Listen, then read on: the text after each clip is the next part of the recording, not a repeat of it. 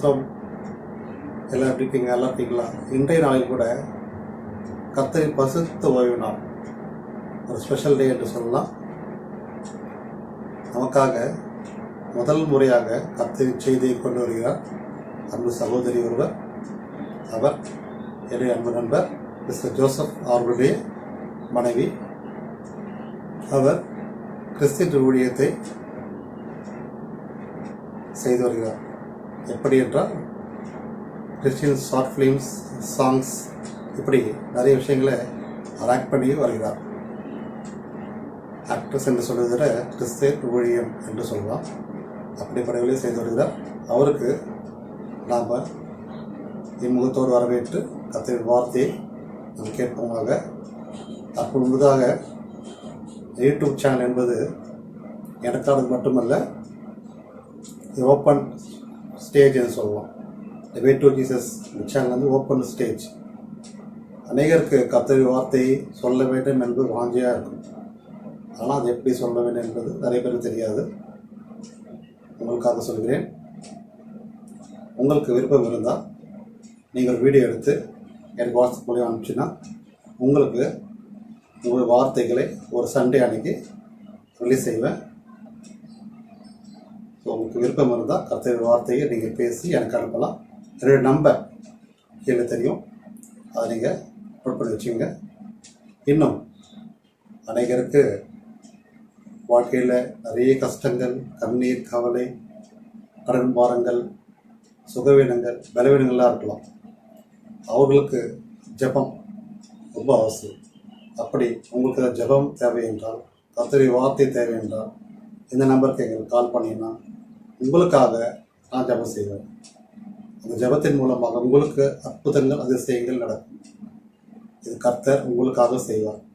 என்னுடைய வார்த்தையாக அல்ல, கர்த்தரின் ஜெபத்தை நாம் இருக்கும்போது அதை கர்த்தர் கேட்டு அந்த அற்புதங்களை உங்களுக்காக செய்வார். அதுதான் விசுவாசம் உள்ளவர்களாய் நாம் கேட்பது எதுவாக இருந்தாலும் கர்த்தர் நிச்சயமாக நமக்காக செய்து முடிப்பார். வசனம் சொல்லுது. ஸோ உங்களுக்கு ஜெப தேவை என்றால் நீங்கள் நிச்சயமாக நம்பருக்கு கால் செய்யுங்க. அற்புதங்களை பெற்றுக்கொள்வீராக. நாம் இப்போது செய்திக்கு கடந்து செல்வோம். ஆமென்.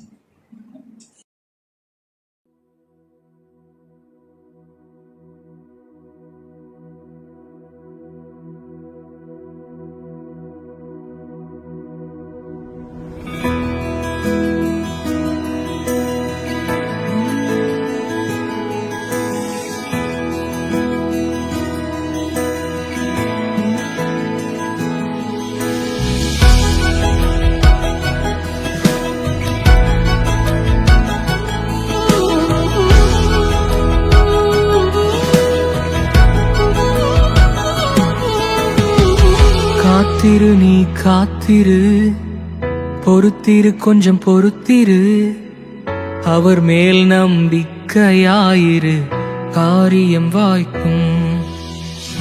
காத்திரு, நீ காத்திரு, பொறுத்திரு, கொஞ்சம் பொறுத்திரு, அவர் மேல் நம்பிக்கையாயிரு, காரியம் வாய்க்கும்.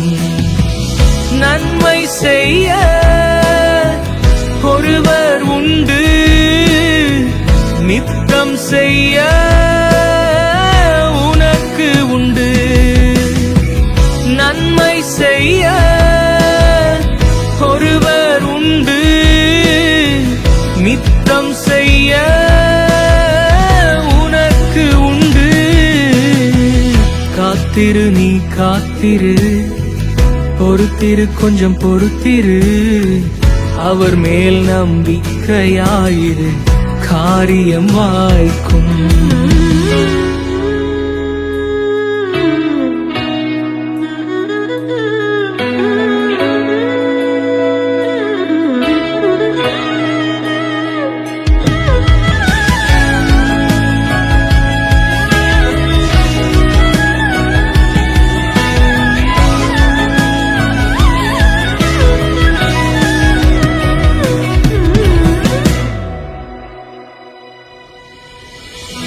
நீதிமான் ஒருபோதும் வெட்கம் அடைவதில்லை, கர்த்தர் தமது கையினால் அவனை தாங்குவார்.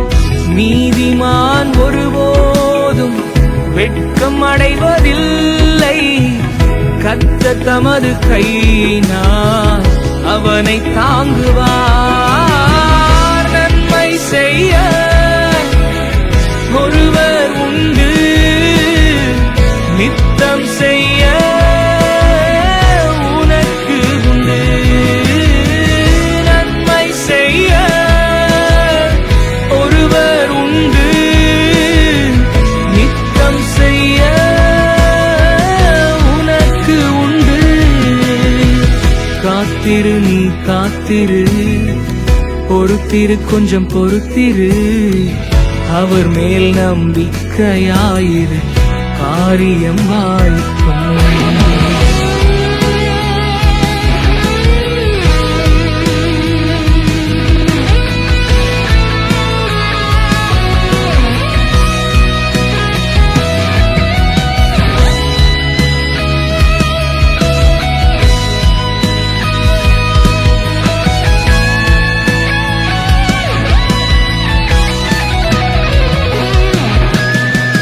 கர்த்தருக்கு வழியை நீ ஒப்புவித்து காத்திரு, பூமியை சுதந்திரமாய் உனக்கு தருகிறார்.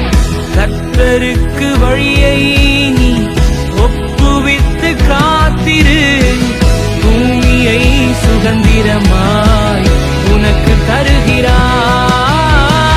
நன்மை செய்ய ஒருவர் உண்டு, நித்தம் செய்ய உனக்கு உண்டு. நன்மை செய்ய ஒருவர் உண்டு, நித்தம் செய்ய உனக்கு உண்டு.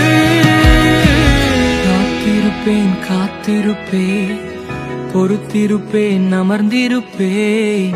அவர் மேல் நம்பிக்கை வைப்பேன், காரியம் வாய்க்கும். காத்திருப்பேன் காத்திருப்பேன், அவர் பாதம் அமர்ந்திருப்பேன். அவர் மேல் நம்பிக்கை வைப்பேன், காரியம் வாய்க்கும்.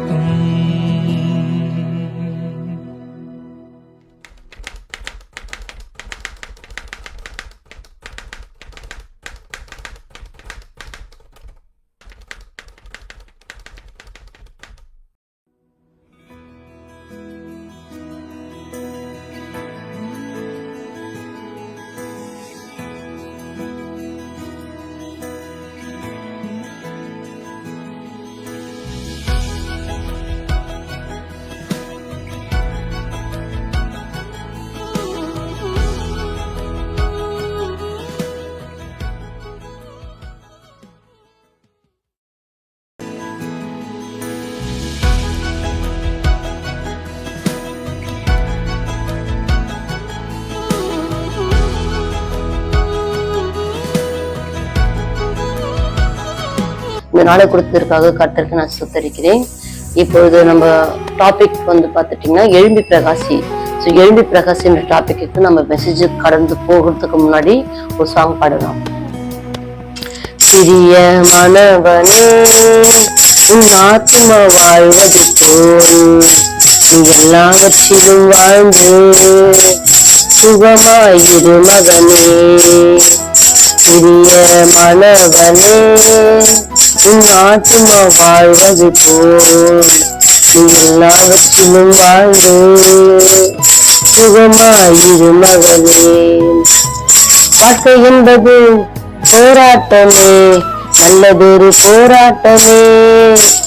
வாழ்க்கை என்பது போராட்டமே, நல்லதொரு போராட்டமே.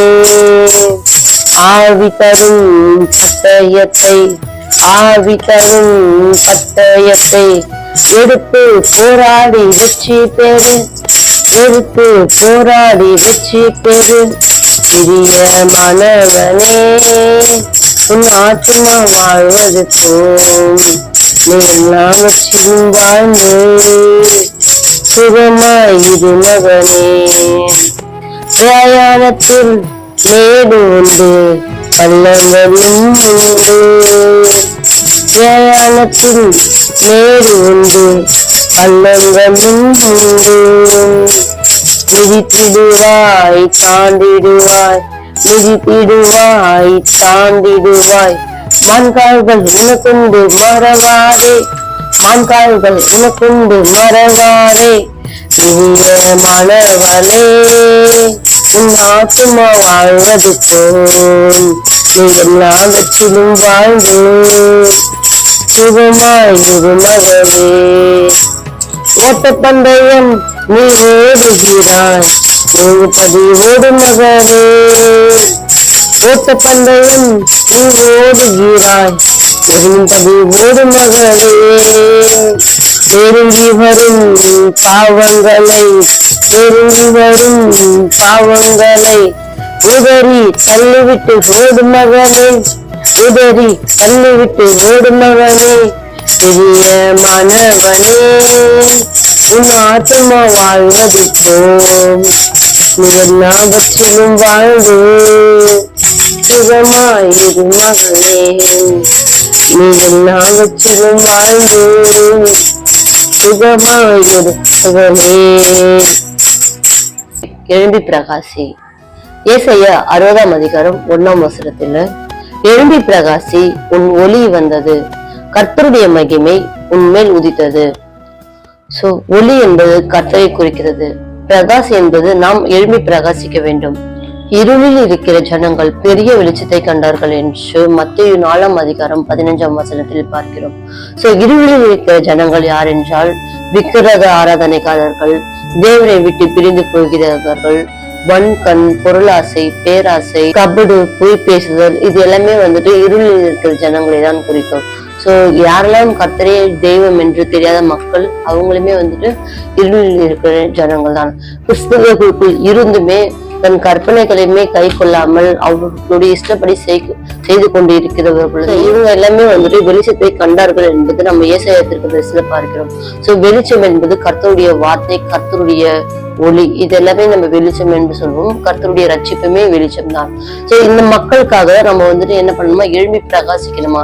சோ நீங்களே துக்கப்பட்டு உங்களுக்குள்ள ஒரு கஷ்டம் நீங்களே முடுங்கி போயிருந்தீங்கன்னா, ஒண்ணுமே தெரியாத மக்களுக்கு யார் போயிட்டு ஏசப்பா பத்தி போய் சொல்லுவாங்க, நம்ம எப்படி பிரகாசிக்க முடியும்? ஏசாயா 51ஆம் அதிகாரம் 9ஆம் வசனத்தில், எழும்பு எழும்பு பலன் கொள், கர்த்தரின் புயமே, முந்தின நாட்களிலும் பூர்வ தலைமுறைகளிலும் எழும்பினபடி எழும்பு.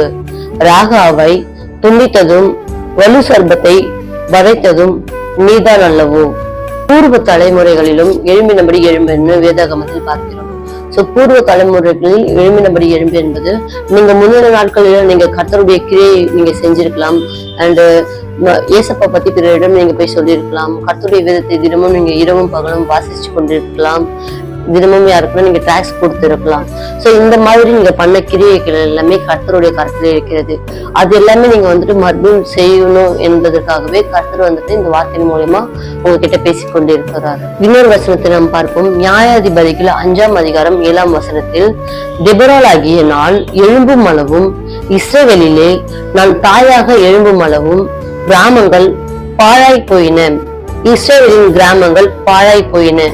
சோ இந்த வார்த்தையிலிருந்து நம்ம என்ன கற்றுக்கொள்கிறோம் என்றால், டெபொராள் ஆகிய நான் எழும்பும் அளவும், அதாவது உங்க பேரை நீங்க மென்ஷன் பண்ணிட்டு, இப்ப எக்ஸாம்பிள் மாலதி ஆகிய நான் எழும்பும் பொழுதும், அதே மாதிரி நீங்க உங்களுடைய மென்ஷன் பண்ணிட்டு எழும்பா விட்டால் இந்த கிராமங்கள் எல்லாம் பாழாய் போயின. அதாவது உங்க வேலையிலுமே, நீங்க படிக்கிற பள்ளிக்கூடத்திலயுமே, அண்ட் நீங்க உங்க வீட்டு தெருவுல இருக்கிற ஜனங்க மத்தியிலுமே எல்லா மக்களும் என்ன பண்றாங்கன்னா பாழாய் போகிறாங்களாம். சோ அதற்காக தான் நீங்க எழும்பணும் என்று இயேசு கிறிஸ்து விரும்புகிறார். மறுபடியும் அந்த வசனத்தை படிக்கிற பாருங்க. நியாயாதிபதிகள் 5ஆம் அதிகாரம் 7ஆம் வசனத்தில், டெபொராள் ஆகிய நான், அதாவது மாலதி ஆகிய நான், நீங்க உங்க பேர் சொல்லிக்கலாம், எழும்பும் அளவும், இஸ்ரவேலிலே நான் தாயாக எழும்பும் அளவும் கிராமங்கள் பாழாய் போயின. அதாவது நம்ம எழும்பும் அளவும்னா நம்ம கர்த்தருக்குள்ள நம்ம வளரணும். கர்த்தரை பத்தி நம்ம பிறர்கிட்ட போய் நம்ம சொல்லணும். அது சொல்லாத வரைக்குமே மற்ற கிராமங்கள் எல்லாம் எப்படி போகுமா, பாழாய் போகுமா. சோ கர்த்தரை பத்தி நம்ம யாருன்னா சொல்லுவோமா என்பது இயேசு கிறிஸ்து ரொம்ப நம்மளை கண்ணோக்கி பார்த்து கொண்டு இருக்கிறாரு. சோ தேவனை தெரிகிற உணர்வுள்ள மனுஷன் உண்டோ என்று பார்க்க தேவன் பரலோகத்திலிருந்து மனுபுத்திரனை கண்ணோக்கினார் என்று நம்ம சங்கீதம் அதிகாரத்துல நம்ம பார்க்கிறோம். அந்த மாதிரி நீங்களே பிரகாசம் படாம இருந்தீங்கன்னா, நீங்களே பிரயாசப்படாம இருந்து பிரகாசிக்காம இருந்தீங்கன்னா கண்டிப்பா வந்துட்டு இருக்கிற மக்கள் இன்னும் பாழாய் போய் கொண்டுதான் இருப்பாங்க. நீங்க எப்போ உங்களோட துக்கத்தை விட்டு நீங்க எழுந்து நிக்கிறீங்களோ, நீங்க எப்போ உங்களோட ஏசப்பாவை பத்தி நம்ம பேர் சொல்லணும் என்று நீங்க எழுந்து நிக்கிறீங்களோ அப்பதான் இந்த உலக மக்கள் வந்துட்டு ரட்சிக்கப்படுவார்கள். சோ அதுக்கு நீங்க ஃபர்ஸ்ட் பிரயாசப்படணும். உங்களுக்கு துக்கமா இருக்குதா, உங்களுக்கு அது தூக்கமா இருக்குதா, நீங்க ரொம்ப மனசு உடைஞ்சு போய் நீங்க முடுகை கொண்டு இருந்தீங்கன்னா இயேசு கிறிஸ்து பத்தி போய் யார் சொல்வா? கர்த்தர் ஒரு நாட்கள்ல உங்களுக்கு எவ்வளவு சூப்பராக செம்மையாக வச்சிருக்காரு. இப்பவுமே நீங்க ரட்சிக்கப்பட்டு இருக்கீங்க, கர்த்தருக்குள்ள நீங்க ரட்சிக்கப்பட்டு இருக்கிறீங்க. சோ அப்படி இருக்கும்பொழுது நீங்களே முடங்கி போய் கடந்தா என்னன்னு கர்த்தர் கேட்கிறாரு. எழுந்து பிரகாசிக்கணும், கர்த்தரை பத்தி நீங்க போய் சொல்லணும். முன்னாடி நீங்க என்னெல்லாம் பண்ணிட்டு இருந்தீங்களோ கர்த்தருடைய கிருபையினால நீங்க பிறரிடம் சொல்லியிருப்பீங்க, கர்த்தருடைய வார்த்தையை பிறரிடம் நீங்க சொல்லிக்கொண்டே இருப்பீங்க. அண்ட் கர்த்தருக்கு நீங்க கர்த்தருடைய வார்த்தைகளை நீங்க டிராக்ஸ் மாதிரி நீங்க கொடுத்து கொண்டு இருப்பீங்க. அந்த மாதிரி நீங்க இன்னுமே எழும்பாம நீங்க இன்னும் துக்கத்துல நீங்க முடுங்கி கொண்டு இருந்தீங்கன்னா இருக்கிற மக்களுமே இன்னும் பாழாய்தான் போய் கொண்டு இருப்பாங்க. நம்ம இன்னொரு வசனத்தை பார்க்கலாம். ரோமர் 10ஆம் அதிகாரம் 14ஆம் வசனத்தில், அவரை விசுவாசியாதவர்கள் எப்படி அவரை தொழுது கொள்வார்கள்? அவரை குறித்து கேள்விப்படாதவர்கள் எப்படி விசுவாசிப்பார்கள்? பிரசங்கிக்கிறவன் இல்லாவிட்டால் எப்படி கேள்விப்படுவார்கள்? அதாவது பிரசங்கிக்கிறவன் இல்லாவிட்டால் எப்படி கேள்விப்படுவார்கள்?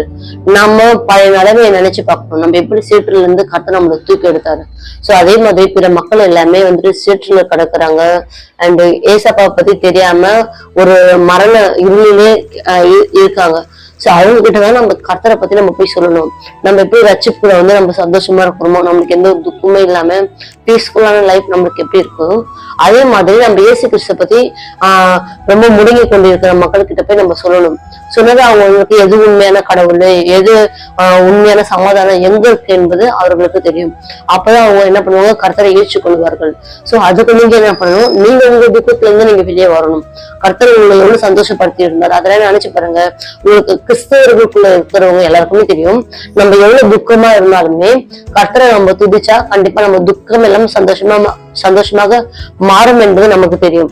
தெரிஞ்சுமே நீங்க வந்துட்டு துக்கத்தோட படுத்து கொண்டிருக்கீங்க அண்ட் சோம்பேறிகள் நம்ம தூங்கி கொண்டிருக்கீங்க. இந்த மாதிரி இருந்தீங்கன்னா அப்ப விக்கிரகத்தை வணங்கி இருக்க மக்கள் எப்படி இருப்பாங்க? சோ உங்களுக்கு தெரியும், நீங்க உங்க துக்கத்தை எப்படி சந்தோஷமா மாற்றணும் என்பது உங்களுக்கு கண்டிப்பாக தெரியும். நீங்க கர்த்தரை துதிங்க எல்லா நேரத்திலுமே. அந்த இரவு பகலும் வேதத்தை வாசிங்க, கர்த்தருக்குள்ள தியானமா இருங்க. இது எல்லாமே நீங்க இருந்துட்டீங்கன்னா கண்டிப்பா நீங்க சந்தோஷமா இருப்பீங்க. உங்களை மாதிரி பிற மக்களும் சந்தோஷமா இருக்கணும் இல்லையா? சோ அதுக்கு நீங்க கர்த்தரை பத்தி நீங்க பிற மக்கள்கிட்ட போய் நீங்க அப்போ போய் சொல்லணும். நீங்க நம்ம கிறிஸ்தவருக்குள்ள இருக்கிறவங்களுக்கு தெரியும், புறஜாதி மக்களுக்கு தெரியாது. சோ அந்த மக்களுக்கு நம்ம போயிட்டு இன்ஃபார்ம் பண்ணணும், இயேசு கிறிஸ்து பத்தி நம்ம போய் சொல்லணும். அதுக்கு நம்ம ஃபர்ஸ்ட் பிரகாசிக்கணும். நீங்க நல்லா கடவுளுக்குள்ள நல்லா நீங்க வந்துட்டு வளரிட்டீங்கன்னா நீங்க பிறரிடம் போயிட்டு நீங்க ஈஸியாக நீங்க சொல்ல முடியும். உங்க துக்கத்தை கடவுள் சந்தோஷமாக மாற்றி போடுவாரு. நீங்க வந்துட்டு கர்த்தருக்குள்ள ஒளியா பிரகாசிக்கணுமா? சோ அதான் கர்த்தர் வந்துட்டு விரும்புறாரு. நீங்க கிறிஸ்தவர்களுக்குள்ள இருக்கிறவர்களே நிறைய பேர் வந்துட்டு வேதாகமத்தை வாசிப்பதில்லை, அதன்படி நடப்பதுமே இல்லை. சோ நீங்க வந்துட்டு வேதாகமத்தை தினம் நீங்க வாசிங்க. நீங்க வாசிக்க கர்த்தரை வந்துட்டு உங்களுக்கு ஒரு எழுப்புதல் உண்டாக்குவார். அது மூலமா நீங்க பிறரிடம் போயிட்டு கர்த்தரை பத்தி நீங்க கண்டிப்பாக நீங்க சொல்லலாம். சோ வாலிபர்களுக்கு அது நம்மளே வந்துட்டு இயேசு கிறிஸ்துவை பத்தி பிறரிடம் போய் சொல்ல முடியும். இப்பவே நம்ம சொன்னதான் நிறைய மக்கள் வந்துட்டு ரட்சிப்புக்குள்ள வருவாங்க. சோ எது நல்லது எது கெட்டது என்பது அவர்களுக்கு தெரியும், எதை வணங்கக்கூடாது என்பது அவர்களுக்கு தெரியும். நம்ம எப்படி சேற்றுல இருந்து கர்த்தர் நம்ம துக்கத்திலிருந்து நம்ம கடவுள் நம்மள ஒரு நன்மையாக நம்ம கூட்டி கொண்டு வந்தாரோ அதே மாதிரி பிற மக்கள் துக்கத்துல முடங்கி போய் கொண்டிருக்காங்க. நீங்க சொன்னீங்கன்னா கண்டிப்பா வந்துட்டு ரட்சிப்பு வந்துட்டு கர்த்தருடையது. நீங்க ஜஸ்ட் இன்ஃபார்ம் பண்ணா போதும், கர்த்தர் அவங்க ஆட்டோமேட்டிக்கா வந்துட்டு கர்த்தருக்கு எல்லாமே வந்துட்டு அவங்க கிட்ட சொல்லுவாங்க. சோ அவங்க வந்துட்டு ரட்சிப்புக்குள்ள வருவாங்க. அவங்களோட துக்கம் எல்லாம் சந்தோஷமாக மாறும் அண்ட் லைஃப் நல்லா சூப்பரா சமாதானமா இருக்கும். ஏன்னா இது வந்து கடைசி நாட்கள் என்பதா சாத்தான் வந்துட்டு நிறைய பேர் என்ன பண்றாங்க, குடி போதைக்கு அடிமையா வச்சிருக்காங்க, விபச்சாரத்துக்கு அடிமையா வச்சிருக்காங்க, பேசித்தனத்துக்கு அடிமையா வச்சிருக்காங்க அண்ட் போட்டி பொறாமை வன்கண் இது எல்லாமே வந்துட்டு ஒரு மனுஷனுக்குள்ள வந்துட்டு எழும்புது. இப்ப வந்துட்டு மேரேஜ் ஆனவங்க வந்துட்டு ஒரு கள்ள புருஷன் கள்ள ஒய்ஃப் அந்த மாதிரி எல்லாம் வச்சுட்டு இருக்காங்க. சோ இது எல்லாம் வந்துட்டு சாத்தனை வந்துட்டு அந்த மாதிரி கொண்டு வராங்க எல்லா மனுஷனுக்குள்ளவே. நீங்களுமே எல்லா மக்களுக்கிட்ட போயிட்டு இயேசு கிறிஸ்துவை பத்தி சொல்லுங்க. ஏன்னா ஏசப்பா வந்துட்டு வரப்போறாரு, இது கடைசி காலமா இருக்குது. அதனால நிறைய மக்கள் வந்துட்டு மனசுக்குள்ள வன்கண் ஆவி பொறாமை அண்டு மாம்சமான காரியங்கள் நிறைய வந்து செஞ்சு கொண்டு இருக்காங்க. அவங்களெல்லாம் அந்த இருள்ல இருந்து நம்ம வெளிச்சத்துக்கு கொண்டு வரணும்னா அதுக்கு ஃபர்ஸ்ட் நம்ம பிரகாசிக்கணும். அண்ட் நீங்க பிரகாசமா இருந்தாதான் உங்க மூலியமா நிறைய பேர் ரட்சிக்கப்படுவாங்க. வேலையிலுமே, வீட்டாண்ட இருக்கிறவங்களுமே, அண்ட் உங்களோட ஸ்கூல்லுமே.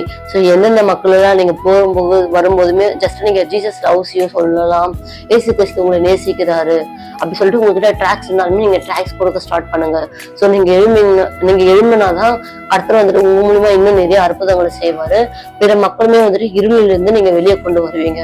அந்த ரட்சிப்பு வந்துட்டு உங்களுக்கு அந்த ஆத்மா வந்துட்டு உங்களோட இது கர்த்தர் வந்து கணக்குல வைப்பாரு. சோ இந்த வாய்ப்பு கொடுத்ததுக்காக நன்றி. இயேசு கிறிஸ்து துதிக்கிறேன், சோத்தரிக்கிறேன். கடைசியாக ஒரு வசனம், நீதிமொழிகள் 24ஆம் அதிகாரம் 16ஆம் வசனத்துல, நீதிமான் 7 தரம் விழுந்தாலும் திரும்பவும் எழுந்திருப்பான், துன்மார்க்கரோ தீங்கிலே இடருண்டு கிடப்பார்கள். அதாவது நீதிமான் வந்துட்டு 7 தரம் விழுந்தாலும், அதாவது நீங்க நல்லா பிரகாசிச்சு கொண்டு இருந்தீங்க, கர்த்தருக்குள்ள நல்லா ஐக்கியமா இருந்தீங்க, இயேசு கிறிஸ்துவ பத்தி பிறகு நீங்க போய் சொன்னீங்க, அப்படி இருந்தீங்க உங்களுக்கு வந்துட்டு எதனா ஒரு துக்கத்தின் மூலமா நீங்க வந்துட்டு உடஞ்சு போயிருக்கலாம். இதுக்கப்புறம் சொல்ற மாதிரி எனக்கு தெம்பு இல்லை, பலன் இல்லைன்றது நீங்க நினைச்சு கொண்டிருக்கலாம். ஆனா ஏசப்பா என்ன சொல்றாருன்னா, 7 தரம் விழுந்தாலும் திரும்பவும் எழுந்திருப்பான். சோ நீங்க எவ்வளவு துக்கத்துல நீங்க விழுந்தாலுமே அது எப்படி நீங்க ரட்சிப்புக்குள்ள கொண்டு வரணும் என்பதே உங்களுக்கு தெரியும். நீங்க கர்த்தரை எழுதி துதிச்சாலே போதும், கர்த்தரை வந்துட்டு உங்களை வச்சு பெரிய காரியங்கள் செய்வாரு. இனிமேல் இதுக்கு முன்னாடி நீங்க வந்துட்டு ஏசப்பா பத்தி மறுபடியும் சொல்லல, நானு பிறர்கிட்ட நான் ட்ராக்ஸ் கொடுக்கல, கர்த்தருக்குள்ள நானே வந்துட்டு வைராகியமா இல்லை, நானே உடைஞ்சு போயிட்டேன் அப்படின்னு நீங்க நினைச்சிருக்கலாம். ஆனாலுமே வந்துட்டு நீங்க மறுபடியும் திரும்பி எழுந்து வரணும் என்பதற்காக கர்த்தர் இந்த வசனத்தின் மூலமா உங்ககிட்ட பேசுறாரு. சோ நீங்க நல்லா பிரகாசிச்சு கொண்டு இருந்தீங்க, இதுக்கப்புறமே நீங்க திரும்பவும் பிரகாசிக்கணும். உங்க மூலமா நிறைய பேர் வந்துட்டு வெளிச்சத்துக்கு வரணும். ஃபைனலா ப்ரேயர் பண்ணலாம்.